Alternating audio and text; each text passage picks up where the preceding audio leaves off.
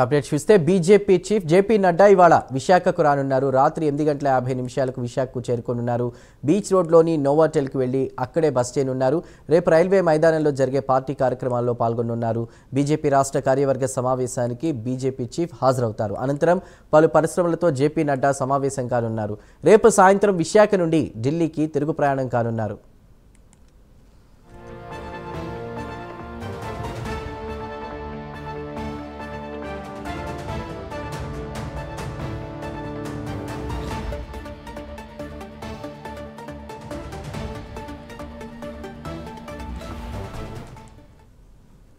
BJP chief JP Nadda ఇవాళ విశాఖకు రానున్నారు. రాత్రి 8:50 ఆయన విశాఖకు చేరుకోనున్నారు. బీచ్ రోడ్లోని నోవాటెల్కి వెళ్లి అక్కడే బస్ చేయనున్నారు. ముఖ్యంగా రేపు రైల్వే మైదానంలో జరిగే పార్టీ కార్యక్రమాల్లో పాల్గొన్నట్టు తెలుస్తోంది. ఆ డీటెయిల్స్ అందించడానికి మా ప్రతినిధి చంద్రశేఖర్ సిద్ధంగా ఉన్నారు.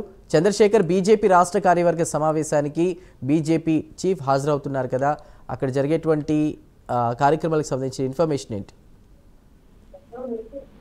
Good morning Chandru. చూసుకుంటే ఈ రోజు రేపు 2 రోజుల పాటు విశాఖలో బీజేపీ మంత్రి, కేంద్ర మంత్రి, బీజేపీ జాతీయ అధ్యక్షుడు జేపీ నడ్డా అయితే విశాఖలో పర్యటించనున్నారు. పర్యటనలో భాగంగా ఈ రోజు ఉదయం 8:50 అయితే విశాఖ విమానాశ్రయానికి ఆయన ప్రత్యేక విమానంలో కూడా చేరుకున్నటువంటి పరిస్థితి కనిపిస్తుంది. అలాగే అక్కడ నుంచి రోడ్డు మార్గం ద్వారా కూడా అక్కడ నుంచి విశాఖ బీచ్ తీరంలో ఉన్నటువంటి నోవాటెల్ హోటల్కి అయితే చేరుకుంటారు. నోవాటెల్ హోటల్లో కొద్దిసేపు అక్కడ రెస్ట్ విరామం తర్వాత అక్కడికి వచ్చేటటువంటి బీజేపీ నేతలతో, కార్యకర్తలతో కూడా ఆయన అయితే ముచ్చటించనున్నారు. అలాగే రేపు జరిగేటటువంటి పలు కార్యక్రమాల్లో కూడా బీజేపీ జాతీయ అధ్యక్షుడు జేపీ నడ్డా కూడా పాల్గొనేటటువంటి అవకాశం అయితే కనిపిస్తుంది. ముఖ్యంగా చూసుకుంటే ఏదైతే బీజేపీకి సంబంధించినటువంటి కార్యక్రమాలు ఏవైతే జరుగుతున్నాయి, ఇటీవల కాలంలో వరుసగా జరుగుతున్నటువంటి అన్ని కార్యక్రమాలపైన ఇక్కడ ఉన్నటువంటి బీజేపీ రాష్ట్ర అధ్యక్షుడు పివిఎన్ మాధవ్తో కూడా సమావేశం అయితే కానున్నారు.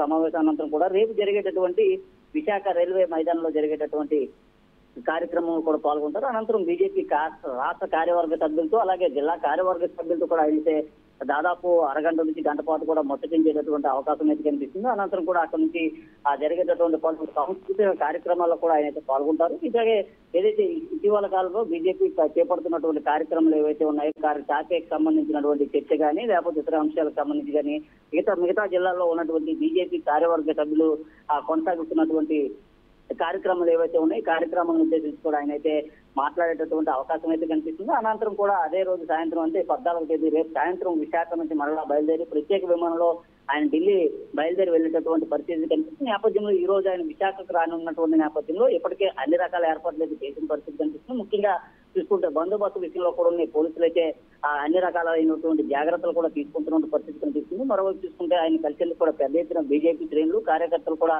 వచ్చేటటువంటి అవకాశం అయితే ఉన్నటువంటి నేపథ్యంలో కట్టుదిట్టమైనటువంటి భద్రతా ఏర్పాట్లు కూడా పోలీసులు అయితే చేసిన పరిస్థితి కనిపిస్తుంది. మరి కొద్ది సేపట్లోనే ఆయన విశాఖకు చేరుకున్నటువంటి పరిస్థితి ఉంది. విశాఖకు చేరుకున్న తర్వాత అక్కడ నుంచి రోడ్డు మార్గం ద్వారా కూడా ఏదైతే విశాఖ నోవాటెల్లో ఏర్పాటు చేసినటువంటి విశ్రాంతికి వెళ్ళి అక్కడైతే బస చేసేటటువంటి అవకాశం అయితే ఉంది.